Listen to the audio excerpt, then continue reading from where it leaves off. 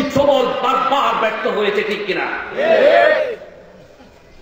বন্ধুরা আমার, যেমন করে সাপ বিধ্বংসী ছোবলের অধিকারী হলেও ওই বেজি যেই এলাকাতে রয়েছে সেই এলাকাতে সাপ কিন্তু আসতে যেমনি করে ভয় পায়, আল্লাহর কোরআনের খাদেম, কোরআনের কর্মে যে এলাকাতে রয়েছে, কোরআনের প্রতিষ্ঠান, কোরআনের আওয়াজ যেই এলাকাতে রয়েছে, খোদার কসম ওই এলাকাতে নাস্তিক, মুরতাদ, বেঈমান, মুনাফিক, অপসংস্কৃতির দালালরা ঢুকতে ভয় পায়। ঠিক কিনা যেরকম? আমার বন্ধুগণ, আল্লাহ রাব্বুল আলামিন বান্দার জন্য যে কোরআনগুলো নাযিল করেছেন, কোরআনের আয়াতগুলো, আল্লাহ রাব্বুল আলামিন বান্দাকে কোরআন দিয়ে কোরআনের শুরুতেই কিন্তু বলে দিয়েছেন, যালিকাল কিতাবু লা রাইবা ফীহি হুদাল লিল মুত্তাকিন। এটা এমন একটি কিতাব যেই কিতাবের মধ্যে কোনো প্রকার সন্দেহ নাই। মুসলমান পৃথিবীর সক্রেটিস থেকে শুরু করে, জর্জ বার্নার্ড শো থেকে শুরু করে, মুসলমান লিওনার্দো দা ভিঞ্চি থেকে শুরু করে, রবীন্দ্রনাথ, বিজ্ঞানী নিউটন, পৃথিবীর কোন মানুষ বলতে পারবে না তার রচনার মধ্যে ভুল নাই, ভুল নাই। একমাত্র আল্লাহ রাব্বুল আলামিন ওই কালামে হাকিমের শুরুতে বলে দিয়েছেন, যালিকাল কিতাবু লা রাইবা ফীহি হুদাল লিল মুত্তাকিন। এই কিতাব এমন একটি কিতাব যাতে কোনো ভুল নাই, সন্দেহ নাই। জোরে কোন ঠিক কিনা? আমার বন্ধুগণ, আল্লাহ রাব্বুল আলামিন পবিত্র কোরআনে কারিমে সম্পর্কে বলেছেন, উল্লাযালাহু রূহুল কুদুস মির রাব্বিকা বিল হক। এটা এমন একটি কিতাব নবী গো, আপনি বলে দেন মানুষকে এটা এমন একটি কিতাব যেই কিতাবকে একজন সত্যবাদী, একজন পবিত্র ফেরেশতা সত্য সহ এই কিতাব নিয়ে দুনিয়ার জমিনে অবতরণ করেছেন। সুবহানাল্লাহ। আমার বন্ধুগণ, হযরত জিবরাইল আমিন মুআল্লিমুল মালায়েকা ফেরেশতা আল্লাহ নবী মুহাম্মদুর রাসূলুল্লাহ সাল্লাল্লাহু আলাইহি ওয়াসাল্লামের কাছে একবার নয়, দুবার নয়, তিনবার নয়, 100 বার নয়, 200 বার নয়, 1000 বার নয়, একে একে 24,000 বার ওই কোরআন সম্পর্কিত বিষয়ে আল্লাহর নবীর কাছে হাজির হয়েছেন। সুবহানাল্লাহ। মুসলমান, এই কোরআনকে প্রতিষ্ঠা করতে গিয়ে কত মানুষ যুগে যুগে যুগে যুগে যুগে যুগে রক্ত ঢেলে দিয়েছে, রাজপথ রঞ্জিত করেছে। মক্কার ইসলামের প্রথম যুগের ঘটনা, হযরত সুহাইব ইবনে সিনান রাদিয়াল্লাহু তাআলা একজন সাহাবীর নাম, মক্কি সাহাবীর নাম। দারুল আরকামের মধ্যে তিনি একদিন ঘোষণা করলেন, এমন কে আছো সর্বপ্রথম কুরাইশ কাফেরদের সম্মুখে গিয়ে কোরআন তেলাওয়াত করতে পারো? মুসলমান, হযরত সুহাইব ইবনে সিনান রাদিয়াল্লাহু তাআলা তিনি বললেন, বিশ্বনবী রাহমাতে আলম নবী ছাড়া এতদিন পর্যন্ত হয়ে যায় আমরা কেউ আল্লাহর নবীর উম্মতদের মধ্য থেকে ওই খানায়ে কাবার সামনে, মাকামে ইব্রাহিমের সামনে গিয়ে প্রকাশ্যে কোরআন তেলাওয়াত করতে পারলাম না। সুতরাং কে আছো ইতিহাসের সর্বপ্রথম প্রকাশ্যে কোরআন তেলাওয়াতকারী হিসেবে নিজেকে পরিচয় দিতে পারো? মুসলমান, সঙ্গে সঙ্গে 16 বছরের একজন উদীয়মান যুবক লাব্বাইক আল্লাহু আকবার বলে দাঁড়িয়ে ঘোষণা করলো, আমি আব্দুল্লাহ ইবনে মাসউদ ওই প্রকাশ্যে কোরআন তেলাওয়াতের জন্য প্রস্তুত আছি। সুবহানাল্লাহ। 16 বছরের যুবক এখানে আছে না নাই? কারা কারা আছে হাত তোলেন। 16 বছর থেকে 30 বছরের এই বুড়া মানুষ কি 16 বছর বলছে? বুড়া হইলে গেছে 40-50 বছর হইলে গেছে, এখনো তো যৌবন কিন্তু ঠিক আছে, তারুণ্য চেতনা কিন্তু এখনো হুজুর যায় নাই, এর লেগে হাত তুলছি। মুসলমান, হযরত আব্দুল্লাহ ইবনে মাসউদ রাদিয়াল্লাহু তাআলা যখন তিনি দাঁড়ায় গেলেন, হযরত মিকদাদ রাদিয়াল্লাহু তাআলা একজন মক্কি সাহাবীর নাম, তিনি বললেন, না আব্দুল্লাহ ইবনে মাসউদ, এটা হতে পারে না, তোমার বাড়ি মক্কাতে নয়, তুমি দাসীর কাজ করো, কামলার কাজ করো, বদলার কাজ করো, তুমি গরীব, তুমি যদি ওই কুরাইশ কাফেরদের সম্মুখে কোরআন তেলাওয়াত করো তাহলে তোমাকে কুরাইশের প্রভাবশালী কাফের গুলো আস্ত রাখবে না, মেরে ফেলবে। মুসলমান, হযরত আব্দুল্লাহ ইবনে মাসউদ রাদিয়াল্লাহু তাআলা তিনি মানলেন না, দৌড়াইয়া চলে গেলেন ওই মাকামে ইব্রাহিমের সামনে। তিনি সেখানে গিয়ে পবিত্র কোরআন কারীম থেকে তেলাওয়াত শুরু করলেন। বিসমিল্লাহির রহমানির রহিম। আর-রহমান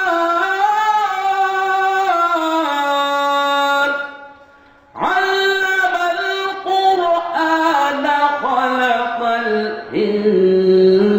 ইনসানা আল্লামাহুল বায়ান।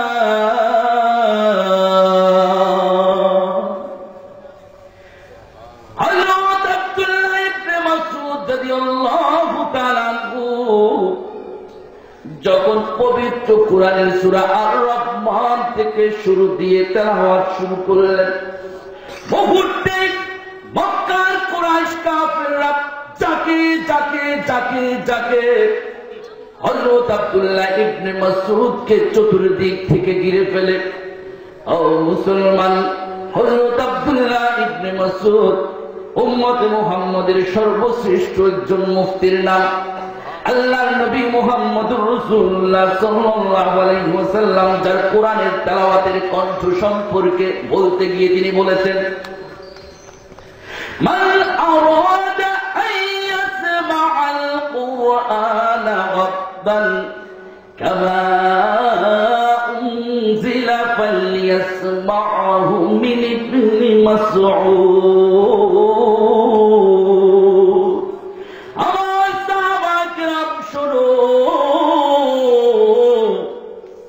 যদি কোরআন যেরকম ভাবে তরু তাজা কোরআন নাযিল হয়েছে পৃথিবীর জমিনে, আজ ইব্রাহিম হাবিব কোরআনকে যেমন করে তাজা কোরআন নিয়ে পৃথিবীতে অবতরণ করেছেন, এমন পবিত্র এমন শুদ্ধ সুললিত কণ্ঠে যদি কেউ তেলাওয়াত শুনতে চায়, সে যেন আমার আব্দুল্লাহ ইবনে মাসউদের কাছ থেকে শুনে নেয়। সুবহানাল্লাহ। কিন্তু হযরত আব্দুল্লাহ ইবনে মাসউদ রাদিয়াল্লাহু তাআলা আনহু এত সুন্দর সুললিত কণ্ঠের তেলাওয়াত ওই মক্কার কাফেরদের দৃষ্টিগোচর হয় না, কর্ণগোচর হয় না।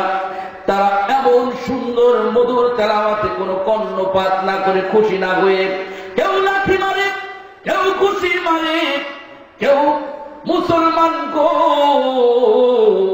কেউ পাথর চাপা দিয়ে মারতে মারতে মারতে মারতে মারতে মারতে আব্দুল্লাহ ইবনে মাসউদকে মাটিতে লুটাইয়া দেয়।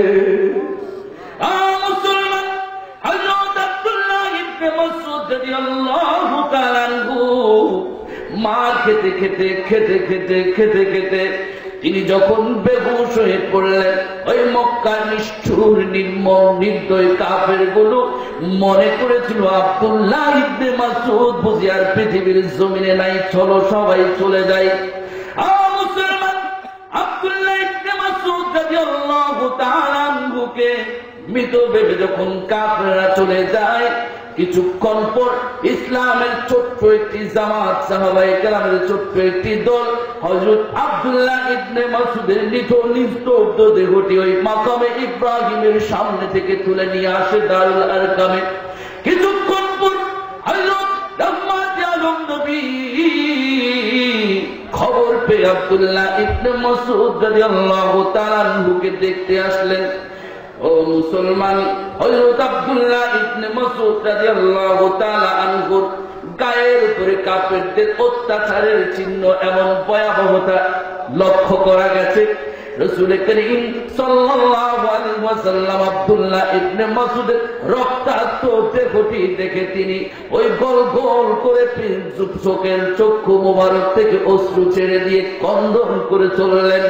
আর বললেন, আমার সাহাবায়ে কেরাম শুনো, আজকে দেখেছো ওই মক্কার কুরাইশ কাফেরগুলো সবচেয়ে বেশি আঘাত করেছে আব্দুল্লাহ ইবনে মাসউদ রাদিয়াল্লাহু তাআলা আনহুর দুটি পায়ের মধ্যে পাথর দিয়ে তারা এমন করে আঘাত করেছে, যার কারণে আব্দুল্লাহ ইবনে মাসউদ রাদিয়াল্লাহু তাআলা আনহু জমিনে দাঁড়িয়ে থাকার কোন শক্তিতে তিনার ছিল না।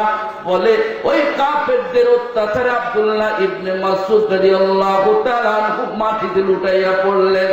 আমার বন্ধুগণ, আব্দুল্লাহ ইবনে মাসউদ রাদিয়াল্লাহু তাআলা আনহুর সেই রক্তাক্ত পা মুবারকে হাত বুলাতে বুলাতে রহমতে আলম বিশ্বনবী মুহাম্মদুর রাসূলুল্লাহ সাল্লাল্লাহু আলাইহি ওয়াসাল্লাম বললেন, ওয়াল্লাযী নাফসি বিয়াদিহি লাতাকু আবদিল্লাহি ইয়াওমাল কিয়ামাহ আশাদ্দু ওয়া আ'যামু উহুদ ওয়া হিরাউ জাবালান। আমার সাহাবায়ে কেরাম শোনো,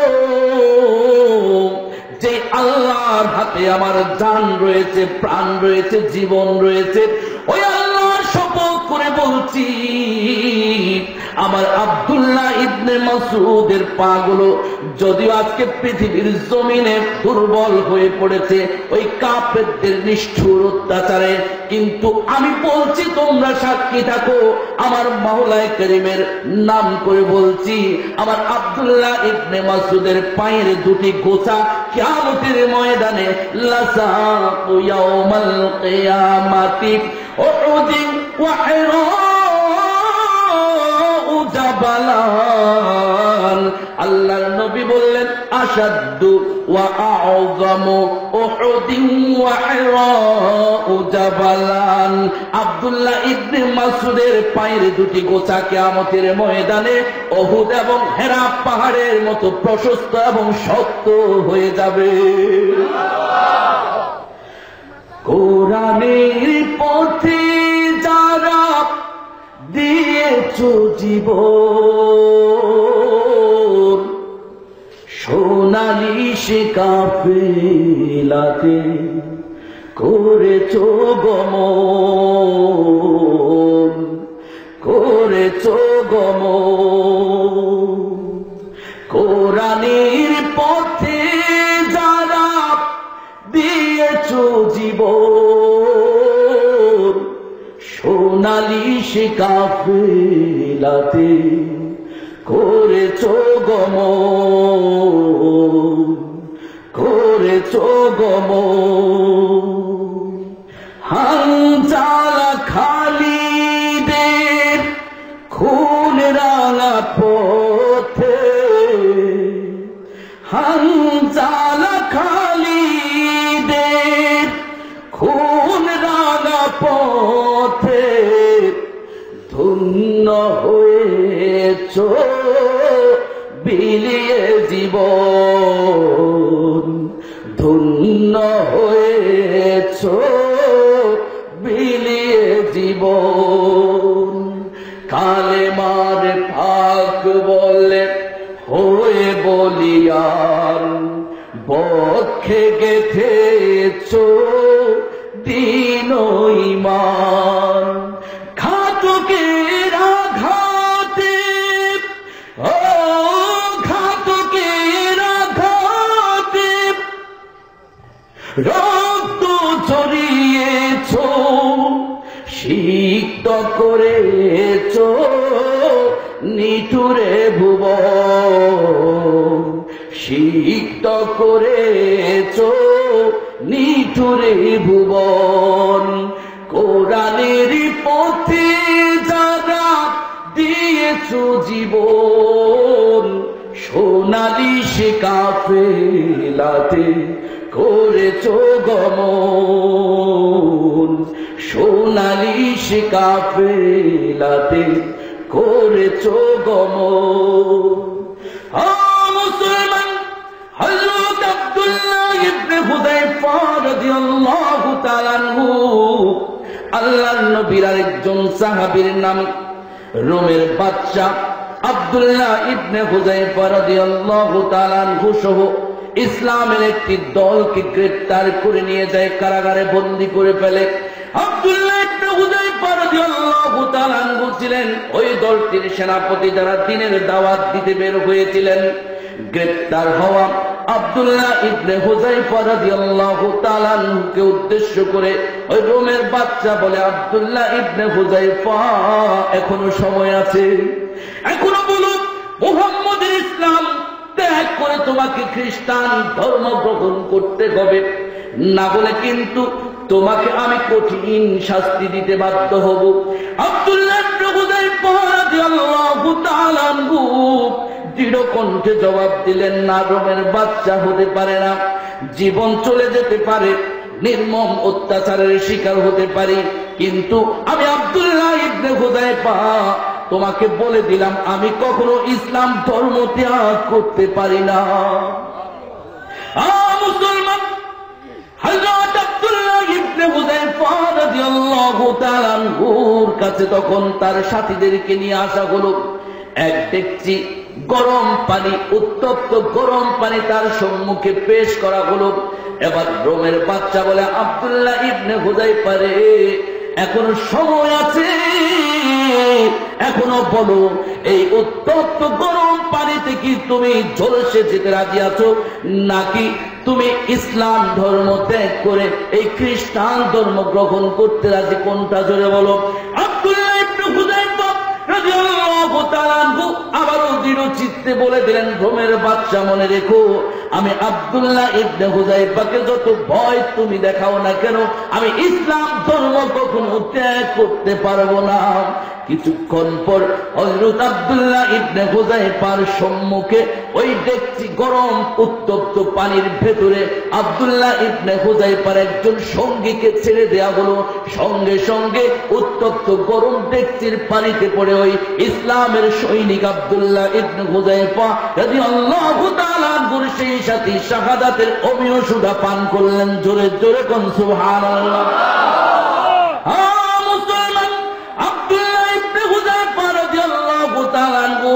পালা চলে আসলো।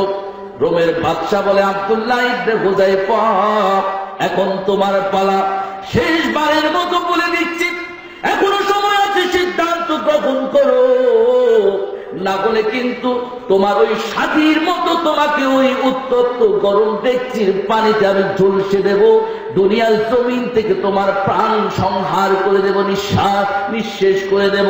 কিন্তু আব্দুল্লাহ ইবনে হুযায়ফা রাদিয়াল্লাহু তাআলা আনহুকে যখন ওই গরম ডেকচির দিকে নিয়ে যাওয়া হচ্ছিল, তাফসীরে ইবনে কাসীরের মধ্যে এই ঘটনাটি এসেছে। মুসলমান, আব্দুল্লাহ ইবনে হুযায়ফা রাদিয়াল্লাহু তাআলা আনহুকে সামনে থেকে টানে আর পেছন থেকে ধাক্কা দিতে দিতে যখন ওই গরম ডেকচির দিকে নিয়ে যায়, আব্দুল্লাহ ইবনে হুযায়ফা রাদিয়াল্লাহু তাআলা আনহুর দুটি চক্ষু বেয়ে বেয়ে অশ্রু যখন প্রবাহিত হয়ে অশ্রু ঝরতে লাগলো, তখন ওই রোমের বাদশা বলে, আব্দুল্লাহ ইবনে হুযায়ফা, জীবনের জন্য যদি তোমার তুই মায়া হয়, তাহলে আমার কথা কেন তুমি শুনছো না?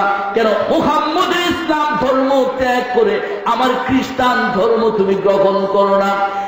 মুসলমান, হযরত আব্দুল্লাহ ইবনে হুযায়ফা রাদিয়াল্লাহু তাআলা আনহু রোমের বাদশার উদ্দেশ্যে বলে, আল্লাহর কসম করে বলছি রোমের বাদশা, তুমি শোনো, আমি আব্দুল্লাহ ইবনে হুযায়ফা কিন্তু আমার জীবন শেষ হয়ে যাবার ভয়ে কিন্তু আমার চোখের পানি পড়ছে না, বরং আমি আব্দুল্লাহ ইবনে হুযায়ফা এজন্য কান্না করছি, ক্রন্দন করছি, আমি আফসোস করছি, হায়রে আমার মালিক, আল্লাহ তো আমাকে মাত্র একটি জীবন দিয়েছেন বলে আজকে একটি জীবন মালিকের নামে পেশ করতে পারছি।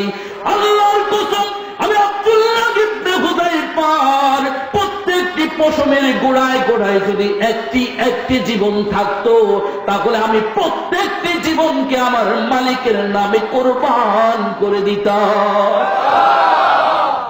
আল কোরআনের প্রতিনিধি আলেম সম্প্রদায়, যদি আল্লাহর আইন কায়েম করতে চাও এ দুনিয়ায়, আল কোরআনের প্রতিনিধি আলেম সম্প্রদায়, যদি আল্লাহর আইন কায়েম করতে চাও এ দুনিয়ায়, তবে মসজিদের ওই মিম্বর নয় শুধুই সীমানা, গোটা দুনিয়া বানাতে হবে তোমার ঠিকানা। ঠিক কিনা? আলেমদেরকে শুধু মসজিদের মিম্বরে দেখতে চান আপনারা? কারা কারা চান? শুধু বলছি, খেয়াল করেছেন তো কারা কারা মনোযোগ দিয়ে শুনে আর কারা কারা শুনে না? হ্যাঁ, উলামায়ে কেরামকে শুধু মসজিদের মিম্বরে দেখতে চান নাকি সর্বত্র দেখতে চান? উলামায়ে কেরাম এসপি হবে এটা চান কিনা? ওসি হবে চান কিনা? ব্যারিস্টার হবে চান কিনা? ডাক্তার ইঞ্জিনিয়ার হবে চান কিনা? নেতা হবে চান কিনা? আওয়াজ তো সেটা বোঝা গেল না। আওয়াজ শুনে তো মনে হলো হুজুর খালি পুরা জবাই করো, মরক জবাই করো, আর হুজুর খাইবো আর আজান দিব, নামাজ পড়াইবো, এই হুজুরের কাম, আর কোন হুজুরের কাম নাই। হ্যাঁ, হুজুর মেম্বারে দাঁড়ালে তোমার মাথার চান্দি গরম হইয়া যায়, হুজুর চেয়ারম্যানের ইলেকশন করলে তোমার চান্দি গরম হইয়া যায়। ও মুসলমান, হুজুর যদি নেতৃত্ব দেয় মাদকের বিরুদ্ধে বলে তোমার চান্দি গরম হইয়া যায়, এমন লোক আছে না নাই? হুজুরেরা নির্বাচনে আসে গা, ব্যাপার কি? হুজুর আপনি তো থাকবেন মসজিদের মিম্বরে, আপনি বাইর হন কা? মুসলমানের কত মানুষ রয়েছে মদের বোতল নিয়ে রাস্তা দিয়ে মাস্তানের বেশে হাতে। হুজুরের চোখ যদি ওই মদের বোতলের দিকে যায়, কয় হুজুরের চোখ কেন আমার মদের বোতলের দিকে পড়লো? হুজুর তো মাথার উপরে গামছা দিয়ে গোমটা দিয়ে নববধূর মতো হাইটা যাইব, হুজুর এইদিকে চায়। এরকম লোক আছে না নাই? এদিকে তোমায় মিম্বর দিয়ে করিয়ে ইমামতি, ওদিকে বাতিল বলে যায় দেখো সমাজে সেনাপতি। না পড়ে নামাজ কাটালো যারা জীবনে জিন্দেগি, ক্ষমতার জোরে তারা এখন মসজিদে সভাপতি। করে ইমামের সাথে যখন যেমন করে ইমামের সাথে যখন যেমন তেমন আচরণ, সুযোগ পেলে করতে চায় খুতবা নিয়ন্ত্রণ। কাতারে বসতে হবে এ যেন তাদের ফ্যাশন, কাতারে বসতে হবে এ যেন তাদের ফ্যাশন।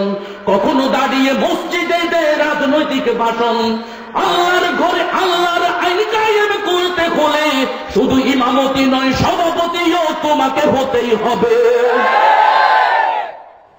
শুধু খানকাতে বসে পাঞ্চি বিয়ে জপিলে তাসবিহ দানা, মনে রেখো ইসলাম এভাবে কায়েম হবে না।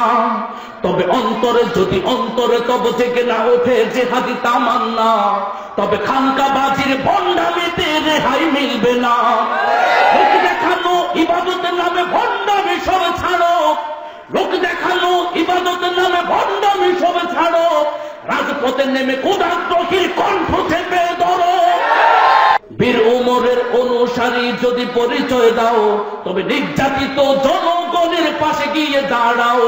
বাংলাদেশে নবীর শাসন কায়েম করতে হলে, বাংলাদেশে নবীর শাসন কায়েম করতে হলে শুধু পীরগিরি নয় নেতাগিরিও তোমাকে করতে হবে।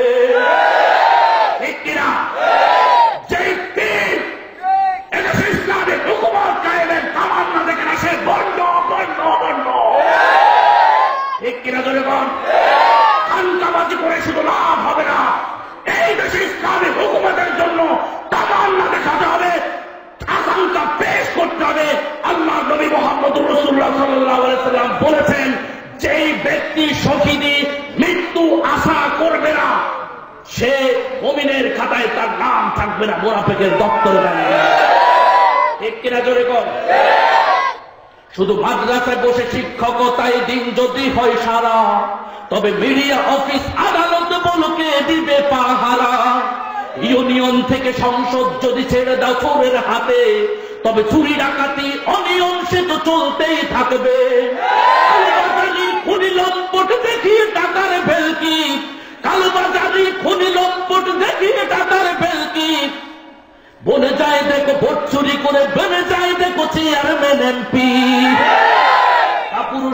খোলস ভেঙে সামনে কদম বাড়াও, নির্যাতিত জনগণের পাশে এসে দাঁড়াও। আল কোরআনের সমাজ কায়েম করতে হলে তবে শুধু শিক্ষক নয়, এমপিও তোমাকেই হতে হবে।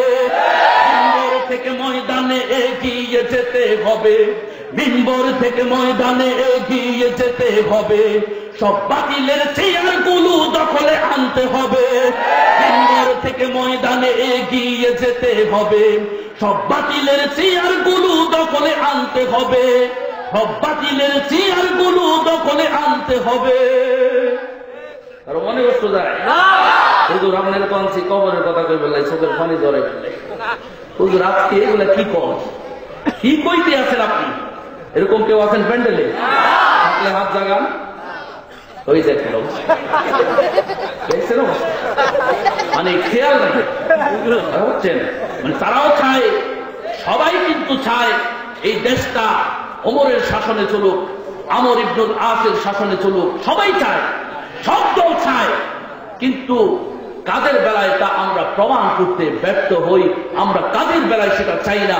আপনি দেখবেন এক একটা ইসলামিক দলের ব্যানারে লক্ষ লক্ষ মানুষের সমাগম, কিন্তু নির্বাচনে দাঁড়াইলে একটা কয়টা ভোট পাওয়া যায় সেটা আপনারাই করেন, ঠিক কিনা? ওই দেখে আমাদের ইসমাইল হোসেন খোকন সাহেব বলে, যেটা আমার কথা বলে, শতকরা 1-2টা পায়। আমিও বলি দেখি তো, নির্বাচনে দাঁড়াইলে বোঝা যায় এই দেশে ইসলামী দল কারা করে, হ্যাঁ, ইসলামের পক্ষের শক্তি কারা সেটা নির্বাচন আসলে বোঝা যায়।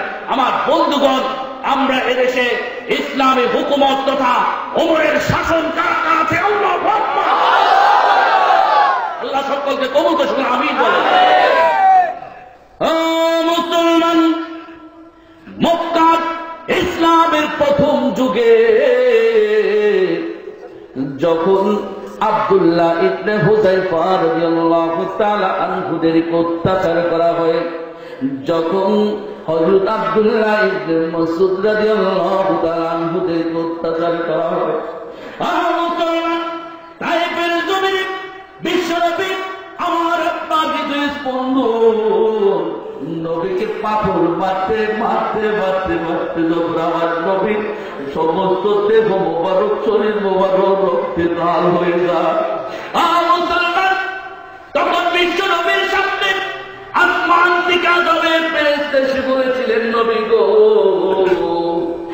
নবীর কওমকে যেমন করে ধ্বংস করে দেওয়া হয়েছে, আজ সামুদ জাতিকে যেমন করে ধ্বংস করে দেওয়া হয়েছে, নবী গো, ওই কওমে লূতকে যেমন করে ধ্বংস করে দেওয়া হয়েছে, কওমে ফেরাউনকে যেমন করে ধ্বংস করে দেওয়া হয়েছে, নবী গো, আপনি যদি অনুমতি দেন নবী, তাহলে আল্লাহ বলেছেন এই নিষ্ঠুর নির্মমতায় ফেললো ওই মক্কার কাফেরদেরকেও আমরা যেন ধ্বংস করে দেই। কিন্তু মুসলমান, দয়ার কান্দারি নবী, রহমতের ছায়া নবী, আমার আপনার মানবতার বন্ধু মুহাম্মদুর রাসূলুল্লাহ সাল্লাল্লাহু আলাইহি সাল্লাম বলেছিলেন, আল্লাহর আযাবের ফেরেশতারে, তোরা যদি এই তায়েফবাসীকে, অবুজ তায়েফের এই নিষ্ঠুর মানুষগুলোকে, মক্কার নিষ্ঠুর অবুজ বাসিন্দাদেরকে তোরা যদি পাহাড় চাপা দিয়ে মেরে ফেলিস, তাহলে আমি নবীর কাজ কি হবে? আমি নবী কার কাছে কালেমায়ে তাইয়্যিবার দাওয়াত দেব? মুসলমান, রক্তে রক্তে রঞ্জিত হয়ে যায় মক্কার জমিনে হযরত বেলাল রাদিয়াল্লাহু তাআলা কেমন করে আক্রমণ করে, নির্যাতন করে ওই মুসলমানকে রক্তাক্ত শরীরটাকে মরুভূমির উত্তপ্ত বালুকণার মধ্যে ফালাইয়া, ও মুসলমান বুকের উপরে পাথর চাপা দিয়া হযরত বেলাল রাদিয়াল্লাহু তাআলাকে জিজ্ঞেস করে, বেলাল রে, তুই কি এখন মুহাম্মদের ধর্ম ইসলাম ত্যাগ করবি না? তুই কি আমাদের 360টি মূর্তিকে স্বীকার করবি না? বেলাল বল। বেলাল রাদিয়াল্লাহু তাআলা বলে, উমাইয়া ইবনে খলফ, মনে রাখিস রে, আমি বেলালকে শুধু পাথর চাপা নয়, যদি আমি বেলালের যদি সমস্ত জীবনটা চলে যায়, আমি শেষ নিঃশ্বাসেও আমি আহাদ আমার আল্লাহ পাকের নাম নেব। মুসলমান গো, মক্কার যখন কাফেররা হযরত সুমাইয়া রাদিয়াল্লাহু তাআলা আনহাকে যখন ওই মুসলমান ওই লজ্জাস্থানে যখন বর্ষা আঘাত করে, যখন বর্ষার আঘাতে যখন শহীদ করে দেয়, আম্মার ইবনে ইয়াসির রাদিয়াল্লাহু তাআলা আনহুকে যখন নির্যাতন চালায়, মুসলমান গো মক্কার গরিব গরিব গরিব গরিব সাহাবায়ে কেরামের উপর যখন তাদের মনিবরা ওই কাফেরগুলো অত্যাচার চালায়, ঠিক এমন মুহূর্তে আল্লাহ রব্বুল আলামিনের কাছে আমার আপনার নবী দোয়া করেছিলেন, আল্লাহুম্মা আইজ্জিল ইসলাম, আল্লাহুম্মা আইজ্জিল ইসলাম বিআহাব্বিহি রাজুলাইন ইলাইকা بعمر ابن الخطاب وابي سهل ابن هشام رب العالمين গো আমার সাহাবায়ে কেরাম তো আজ নির্যাতনের শিকার হয়ে আজ তো তারা সহ্য করতে পারছে না এই কাফেরদের নির্যাতন। রব্বুল আলামিন গো তোমার কাছে আমি নবী দাবি করছি, আবদার জানাচ্ছি গো নবী, মক্কার সবচেয়ে সাহসী হয়তো ওমরকে, না হলে আবু জাহেল ইবনে হিশামকে ইসলামের সম্মান দাও, ঈমান গ্রহণের নসিব করো, ঈমানের জন্য তাদেরকে তাদের দুজন থেকে একজনকে কবুল করো।